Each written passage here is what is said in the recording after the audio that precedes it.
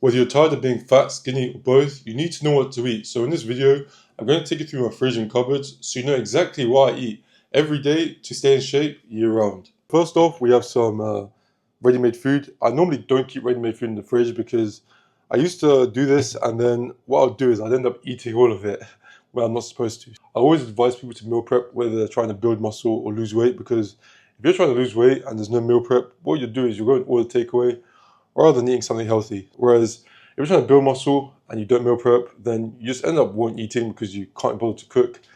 Next up, we have mackerel. Mackerel being a very good source of omega-3. Omega-3 being very important for your brain and heart health, and most people being deficient in it. You should eat between 3 and 4 portions of oily fish per week. That's anything from mackerel, salmon, sardines. Ideally, I would have salmon, but it is a bit expensive, so I go for a happy medium. Mackerel. I used to go for sardines, which are even cheaper. We also have some seafood sticks. I never buy these, to be honest, but these are actually a pretty good source of protein. They're almost like bacon, as in very high in sodium, and like they're kind of processed and processed protein source. We have some cheese, so we have some mozzarella cheese and high protein cheese. So we compare the two. This mozzarella cheese has 90 calories per 30 gram serving, whereas this high protein cheese has 50 calories per 30 gram serving. The high protein cheese is better if you're trying to lose weight. The protein amount is pretty much the same. It's 9 grams versus 10 grams in this one. Yeah, if you like cheese but you're trying to lose weight, definitely go for this option rather than the typical cheese. Although I would say, as with every low-calorie option, it doesn't taste as good, but still satisfactory. And you can find that at pretty much every single Sainsbury's. Next up, we have some fat-free dairy products. So we have fat-free Greek yogurt, fat-free natural yogurt, and fat-free soft cheese. Dairy products, or especially fat-free ones, a very underrated protein source. So we'll see here for the Greek yogurt, for example, this Greek yogurt per 100 gram serving has 65 calories and 10 grams of protein. So if you double that, that's 130 calories and 20 grams of protein. That's more than a protein bar, because a protein bar has 200 calories and 20 grams of protein. Very underrated protein source and very cheap as well. This costs like £2.50, but fat-free natural yogurt, literally this costs like £1. I would say soft cheese isn't as good as a protein source. It's more of just a taste thing I use because it does taste nice. Next up, we have fat-free or reduced fat butter. Sorry, you should buy the cube butter, to be honest. Just at the shop, didn't have reduced fat cube butter when I went.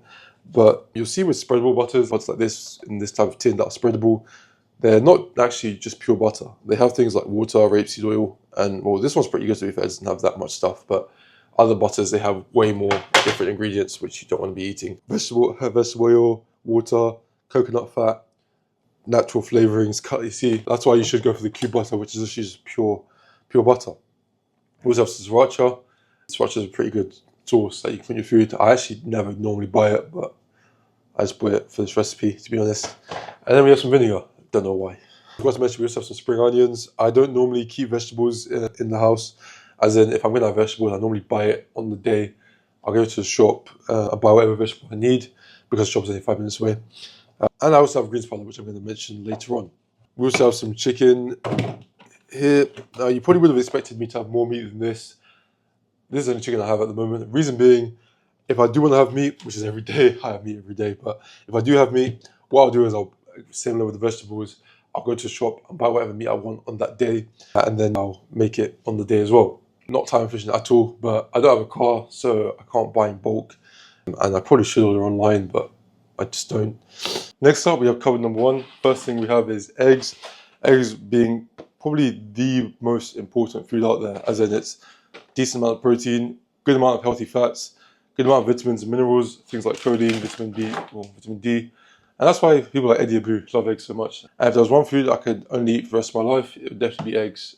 As in, if there was one food I needed to survive and I could only pick one, it would definitely be eggs. Next up, we have white rice. Now, white rice is the worst thing you can eat if you're trying to lose weight, but it's probably the best thing you can eat if you're trying to gain weight, because it's easily digestible, but it's very, very easy to overeat.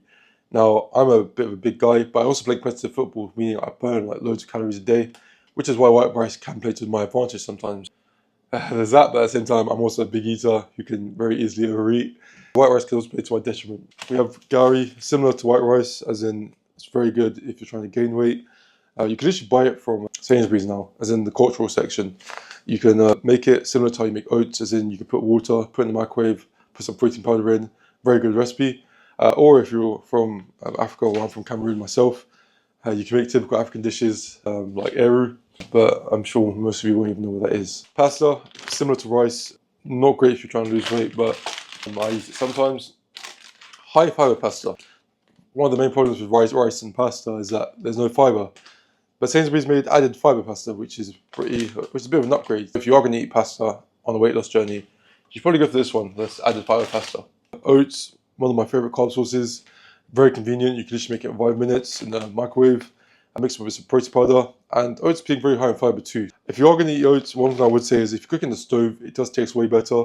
Obviously, microwave is more convenient, and that's why I mostly make it in the microwave. Potatoes, great carb source, but if you are going to eat potatoes, leave the skin on because the skin has all the fiber, and to be honest, peeling the skin takes a lot of time as well. I don't know why people even do that in the first place, but the skin has all the fiber and nutrients. Don't peel the skin off if you are going to eat potatoes. Now, these ones are pretty old. Sweetener. I eat a lot of sweetener. Sweetener's not going to kill you unless you have extraordinary amounts that aren't even feasibly possible. As in, if you're having 20 Diet Cokes a day, then it's going to give you cancer, but who's really having that much? I have sweetener in my pancakes, in my oats, in my gari, as you say. Next we have this Sedavita. To be fair, this is from Slovenia, where my girlfriend's from. I actually picked it up when I went last time. She just gave it to me because they drink it there. If you're from the UK, you probably have no idea what this is, as I had no idea what this was before I went there. I drink this sometimes. It does have some sugar in it, but I just drink it sometimes. The rest of the stuff I don't really consume myself. It's either my aunties and my brothers.